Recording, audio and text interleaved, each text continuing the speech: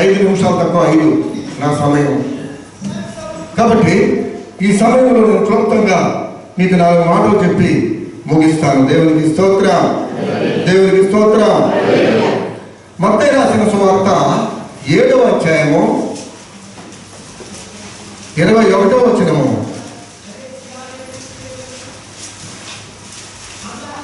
ప్రభువా ప్రభువా ప్రభువా ప్రభువా అని నన్ను పిలుచు ప్రతివాడును పరలోక రాజ్యంలో ప్రవేశింపడు గాని పరలోకమందున్న నా తండ్రి చిత్త ప్రకారము చేయువాడే ప్రవేశించు. చక్కని మాట, చక్కని మాట కదా. దేవుణ్ణి ఎరిగిన వారు అందరూ కూడా ప్రభువా ప్రభువా ప్రభువా ప్రభువా అని ప్రార్థన చేస్తారు. ఎందుకంటే ప్రభు నామమును ఎవరైతే ప్రార్థిస్తారో వారు రక్షించబడుతుందని దేవుని వాక్యము అపోస్తలుడైన పౌలు గారు చెప్తా ఉన్నాడు లేఖనంలో, పత్రికల్లో. ప్రభు నామాన్ని ప్రార్థన చేయాలి. ఎందుకు చేయాలంటే ఆయన ప్రభువులకు ప్రభు, సర్వ స్వతంత్రుడైన, సృష్టి ఆయనది, జగత్తును అందరి సమస్తము అంటాడు అపోస్తల కార్యం 17:24లో. అపోస్తల కార్యం 17:24లో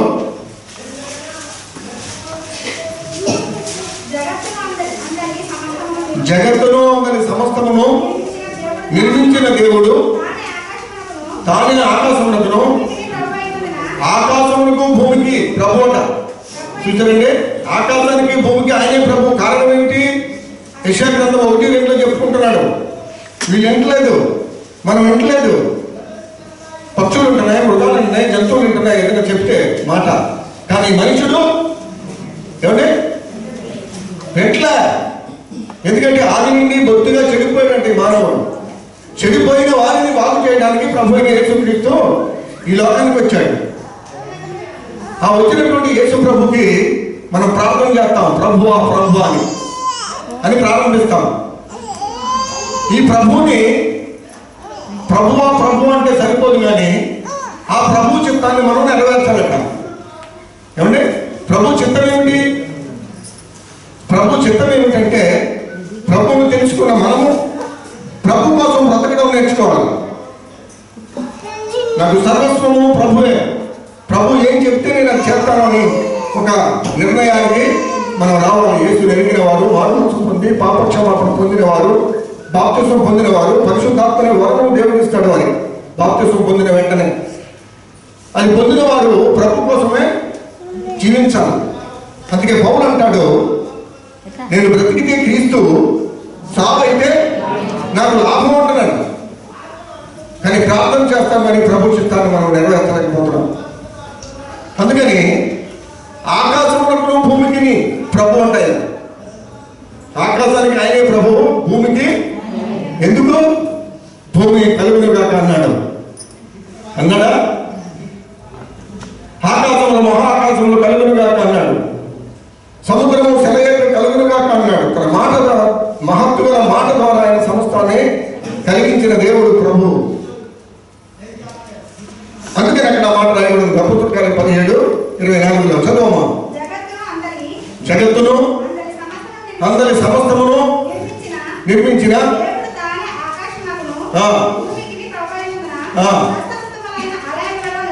అదండి సంగతి. అది హస్తకృతములైన ఆలయంలో ఆయన ఉండడు, మన మధ్యలో ఇప్పుడు ఉన్నాడు. ఆయన నామంలో ఎక్కడైతే 2-3 కూడి ఉంటారో వాళ్ళ మధ్యలోకి ఆయన వచ్చి కూర్చుంటాడు. ఎందుకని? నీలో ఆయన ఉన్నాడు కాబట్టి, నీకు తోడు ఉంటాడు కాబట్టి, నిన్ను విడువడు ఎడబాడు కాబట్టి ఆయన నీ దగ్గరికి వస్తాడు. అందుకని యాకోబు 4:8 ఏమంటున్నాడు తెలుసా? దేవుని యొద్దకు రండి, అప్పుడు ఆయన మీ యొద్దకు వచ్చును. దేవుని యొద్దకు రావడం అంటే ఆయన సన్నిధిలో నువ్వు ఆయన గుర్తు చేసుకుని బైబిల్ తీసుకుని కూర్చోవడం. అవునా? అవును.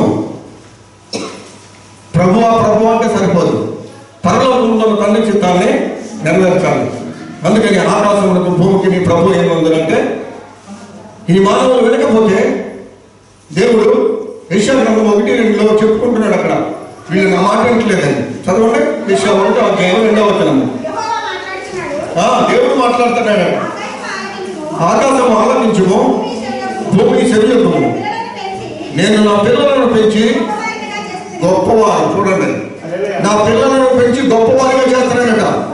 ఏమండి, ఇండియాలో ఉన్న మనము చాలీసాలని జీతాలతో, చాలీసాలని సరిపోని సంసారాలతో ఉన్న మనము దేవుడి అభివృద్ధికి తీసుకొచ్చాడంటే దీనికి కారణము నువ్వు గణపరుస్తున్నావా, నువ్వు ఆరాధిస్తున్నావా, పేరు మట్టుకు నువ్వు ఆరాధిస్తున్నావా?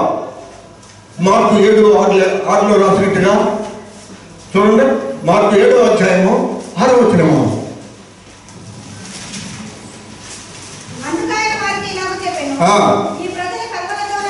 ఈ ప్రజలు అంటున్నాడు. ఆ కాలంలోనే, మొదటి శతాబ్దంలోనే ఈ ప్రజలు పెదవులతో నన్ను కనపరుస్తున్నారు, కానీ ఎక్కడుంది?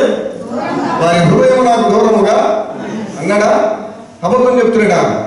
అబద్ధం చెప్పడు ఆయన. అబద్ధికుడు కాదు దేవుడు, నీతిమంతుడు, యథార్థవంతుడు, న్యాయవంతుడు, ధర్మవంతుడు ఆయన యేసుక్రీస్తు. కాబట్టి ప్రియులారా, ప్రభువా ప్రభు అని నన్ను పిలుచుట ఎందుకు అని మత్తయి 7:21 అక్కడ దేవుడు రాస్తున్నాడు కదా. పరిశుద్ధాత్మ దేవుడు రాయించాడు, ప్రభువా ప్రభు అని నన్ను పిలుచు ప్రతివాడు పరలోక రాజ్యంలో ప్రవేశింపడు, కానీ పరలోకమందున నా తండ్రి చిత్త ప్రకారం చేయువాడే ప్రవేశిస్తాడు. జగత్తులో అందరి సమస్తాన్ని సృష్టించిన దేవుడు హస్తకృత్యములైన ఆలయంలో ఆయన ఉండదని వాగ్దానం చేశాడు. మనుషులు కట్టిన కట్టడాలలో, గుళ్ళలో, గోపురాల్లో ఏదో ఒక రూపాన్ని చేసుకుని సాగిలి పడితే అక్కడ ఆయన ఆత్మ ఉండదు. ఆయన ఉండడు అక్కడ. నేను ఉండను. నా నామంలో ఎక్కడైతే కూర్చుంటారో, ఏ నామం అది? యేసునామము. ఎంత మధురమో యేసుని ప్రేమ, ఎంత మధురమో యేసుని ప్రేమ, ఎంత మధురమో యేసుని ప్రేమ, ఎంత మధురమో యేసుని ప్రేమ. ఆ ప్రేమమయుడు మన మధ్యలో ఉన్నాడు. ఎప్పుడు ఉద్యోగంగా ఉండాలి, హుషారుగా ఉండాలి, సంతోషంగా ఉండాలి. అప్పుడే మనకి దేవుడు సమృద్ధి ఇస్తాడు, ఆరోగ్యం ఇస్తాడు, దీవెనలు ఇస్తాడు, ఆశీర్వాదం ఇస్తాడు. ఏదో పేరుకు మాత్రము ప్రభువా ప్రభు అంటే ఏమి ప్రయోజనమో లేదో. అందుకే మాట రాయించాడు అక్కడ, మీరు పెదవులతో నన్ను కనపరుస్తున్నారు, కానీ మీ హృదయమో దూరంగా ఉంది. ఎక్కడో ఉంది మీ గ్యాస్ అంతా, ఎక్కడో ఎక్కడో ఎక్కడో కదా. అవును, అలా ఉంటే దేవునికి ఇష్టమో కాదన్నమాట. అందుకని ఏమండి, అదే అపోస్తుల కార్యములు 6వ అధ్యాయం 7వ వచనం ఒకసారి చెప్పండి. అపోస్తుల కార్యములు 6:7. దేవుని వాక్యము ప్రబలమై మృదుల సంఖ్యత, శిష్యుల సంఖ్య యెరూషలేములో, అపోస్తుల కార్యం 6:7లో ఇక్కడ చెప్తున్నాడు. ఎవరో లోకా వైద్యుడు. ఈ పుస్తకము లోకా వైద్యుడు రాసిన 2వ పుస్తకము అపోస్తుల కార్యములు 6:7లో దేవుని వాక్యము ప్రబలమై శిష్యుల సంఖ్య యెరూషలేములో బహుగా విస్తరించెను. దేవుని వాక్యము ప్రకటిస్తుంటే అది విస్తీర్ణం అయిపోయింది, ప్రభావం అయిపోయింది, బాగా అందరికీ తెలిసిపోతుంది. ఏమండి, దేవుని వాక్యము ప్రబలమై శిష్యుల సంఖ్య యెరూషలేములో బహుగా విస్తరించెను, మరియు యాజకులలో అనేకులు విశ్వాసములకు లోబడ్డారట. వాక్యం చెప్పగానే ఏమవుతుంది? లోబడుతున్నారు. వాక్యం ఇది ఎందుకు తెలుసా? వినుట ద్వారా విశ్వాసము కలుగునని ప్రభు చెప్పాడు రోమపత్రిక 10:17లో. అందుకని వాళ్ళు వింటున్నారు. అక్కడ దేవుని వాక్యము ప్రబలమై వాడు బోధించినప్పుడు శిష్యుల సంఖ్య యెరూషలేములో బహుగా విస్తరించారు, మరియు యాజకులలో అనేకులు విశ్వాసములకు లోబడ్డారట. లోబడితే నీకు లాభం, లోబడకపోతే నీకు నష్టము. ప్రభువుకు లోపడాలి, ప్రభు మాటలకు లోపడాలి. వాక్యం వినినప్పుడు విశ్వాసం నీకు కలుగుతుంది. విశ్వాసమునకు కర్త, దానిని కొనసాగించు. యేసు వైపు మనము చూడాలని దేవుని వాక్యం చెప్తాము. ప్రియులారా, దేవునికి స్తోత్రం. హల్లెలూయా, హల్లెలూయా. అదే అపోస్తలుల కార్యం 15వ అధ్యాయం 7వ వచనంలో, అపోస్తలుల కార్యం 15:7 సహోదరులారా, ఆరంభమందు అన్యజనులు నా నోట సువార్త వాక్యము విని విశ్వసించులాగున మీలో నన్ను దేవుడు ఏర్పరచుకొనినని మీకు తెలుసు అంటున్నాడు లోకంగా.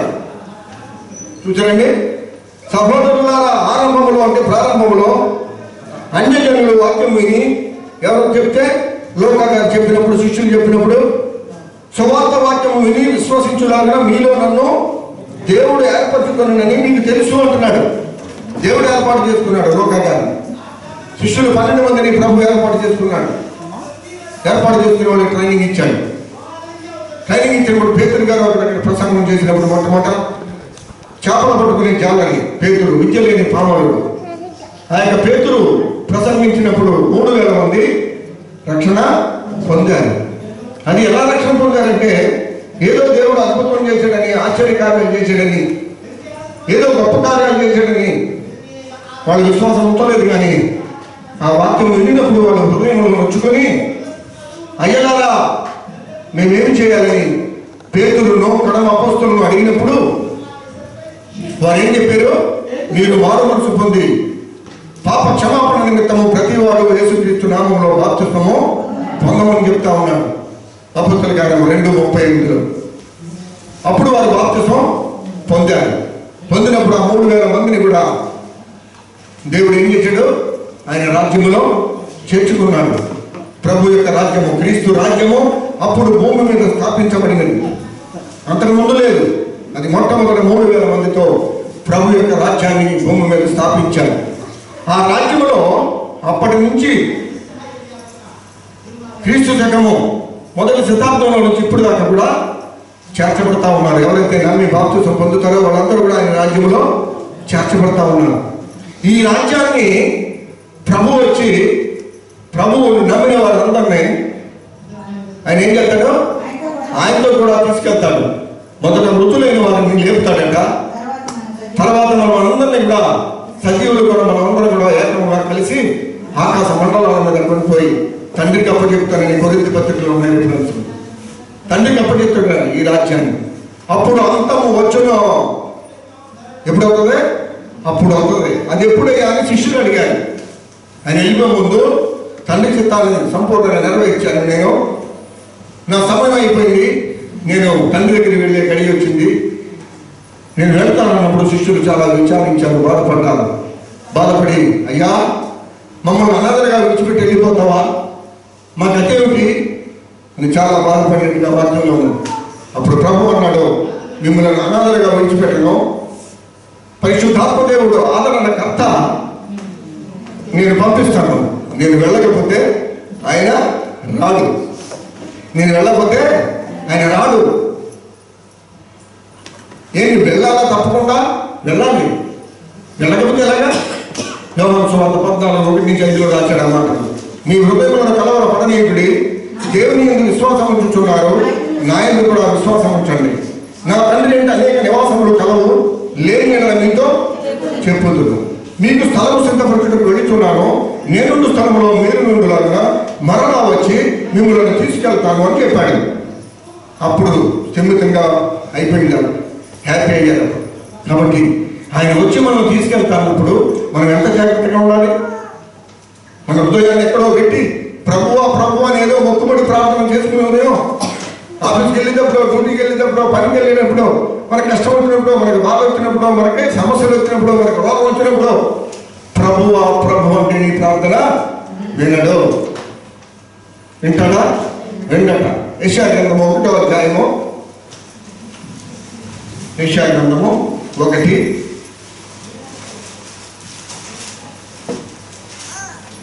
15వ వచనము, మీరు చేతులు చాపునప్పుడు మిమ్మును చూడక నా కన్నులు కప్పుకుంటాను. మీరు బహుగా ప్రార్థన చేసినను నేను విననంటున్నాడు. వింటాడా? వింటాడా? నువ్వు ఏ ప్రార్థన చేస్తున్నావో ఆయనకి తెలుసు. నీవు చేసే ప్రార్థన ఆయన సన్నిధికి చేరాలంటే నువ్వు ఎలా చేస్తున్నావో, నువ్వు పెదవులతో చేస్తున్నావా, విరిగి నలిగిన హృదయంతో నువ్వు ఆయన్ని స్తుతిస్తున్నావా, కనపరుస్తున్నావా, అది ఆయనకు తెలుసు.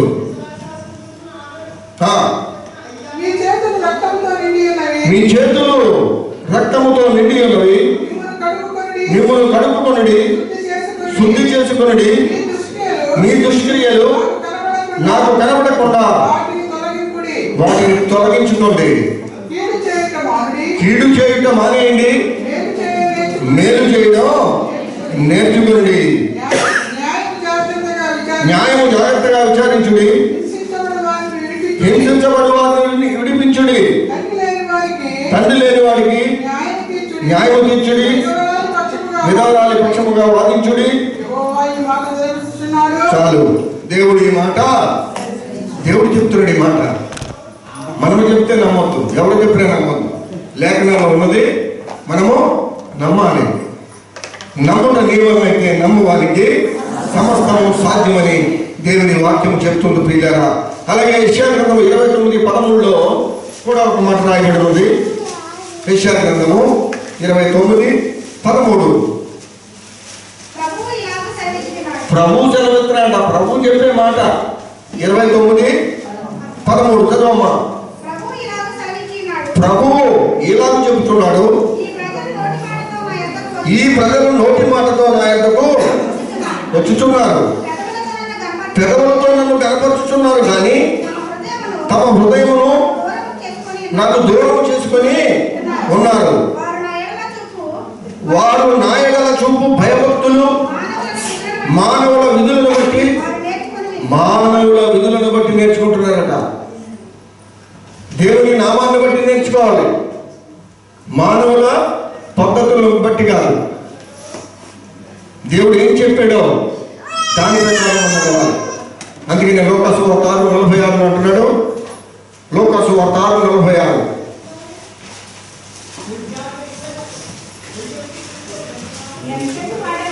నేను చెప్పు మాటల ప్రకారము మీరు చేయక ప్రభువా ప్రభు అని నన్ను పిలుచుట ఎందుకు? చాలు. నేను చెప్పే మాటల ప్రకారం మీరు చేయండి. పరలోకమందున తండ్రి చిత్తాన్ని మనము నెరవేర్చాలి. తండ్రి చిత్తాన్ని ప్రభువు నెరవేర్చాడు, ప్రభు చిత్తాన్ని మనం నెరవేర్చాలి. మన పరలోకమందున తండ్రి ప్రభువును లేపాడు సమాధి నుంచి. యేసు ప్రభు వచ్చి మనల్ని లేపుతాడు. ఇది మాత్రము సత్యము. కాబట్టి యేసుని మనము ఏం చేయాలి? ఆత్మతో సత్యముతో ఆరాధించాలి. ప్రభువుని ఎలాగా? విరిగి నలిగిన హృదయంతో ఆయన్ని స్తుతించాలి, ఆరాధించాలి, గణపరచాలి. నన్ను ఎవరైతే గణపరుస్తారో వారిని నేను గణపరుస్తానని దేవుడి వాక్యం బోధిస్తాము. దేవుడి వాక్యం దీవించును గాక. ఆమేన్. నా సమయం